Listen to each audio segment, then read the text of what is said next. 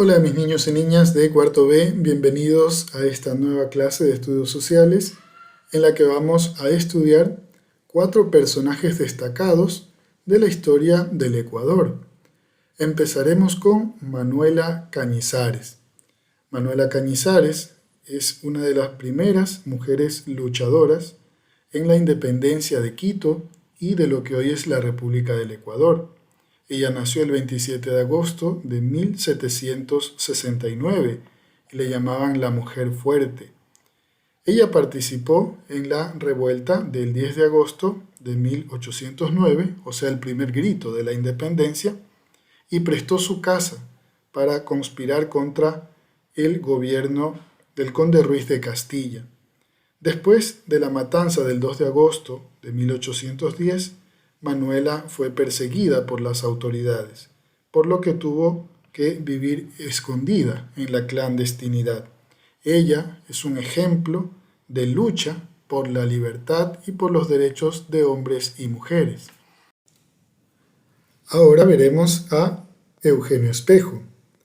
Eugenio Espejo nació en Quito en 1747. Es un personaje que es un ejemplo de esfuerzo, ya que por su origen indígena, él no tenía derecho o no les permitían acceder a una educación, de manera que él estudió por su propia cuenta y logró graduarse como doctor en medicina y también fue abogado, escritor y periodista. Como doctor, se dedicó a trabajar por los enfermos que no tenían dinero. Escribió varios libros y publicó algunos periódicos, entre esos el primer diario de la capital, que fue el Primicias de la Cultura de Quito. Eugenio Espejo fue encarcelado por sus ideas contra el régimen colonial y de manera que se convirtió en una inspiración para los que luego lucharían y alcanzarían la libertad de Quito y del Ecuador. En la cárcel, lamentablemente, él murió allí, encarcelado, enfermo y solo, en el año de 1795. Conoceremos ahora a Juan Montalvo. Juan Montalvo nació en Ambato en 1832. Él estudió gramática y filosofía en el Seminario San Luis de Quito y allí también estudió diferentes lenguas: griego, latín, inglés, francés e italiano. Desde muy joven escribió en periódicos y revistas de Quito y de Ambato, por ejemplo en el periódico El Cosmopolita, en el cual fue expresando sus ideas, su pensamiento liberal y criticaba a los gobernantes de aquella época, sobre todo por actos de tiranía y actos de corrupción.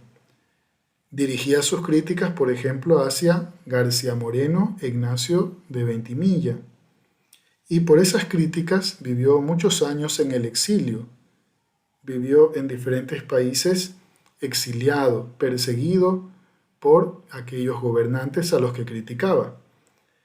Pero él es un ejemplo porque se opuso al despotismo, a la tiranía y a la corrupción que había en ciertos gobernantes. Él predicó siempre con la verdad dicha de manera directa y frontal, sin tener temor de las consecuencias de expresar las ideas con libertad. Y finalmente hablaremos de Tránsito Amaguaña, nacida en Cayambe en 1909 y conocida también como Mama Tránsito. Ella luchó durante toda su vida por los derechos de los indígenas. Asistió poco tiempo a la escuela, donde apenas aprendió a leer y a escribir. Participó de la creación de los primeros sindicatos agrícolas del país y estuvo en la primera huelga de trabajadores agrícolas en el año de 1931. Fundó la Federación Ecuatoriana de Indios en 1944. Por iniciativa propia y sin apoyo del gobierno, Inició en 1945 las escuelas bilingües donde se hablaba o se enseñaba el quichua y el español. Mama Tránsito es un ejemplo de la lucha por los derechos de los indígenas.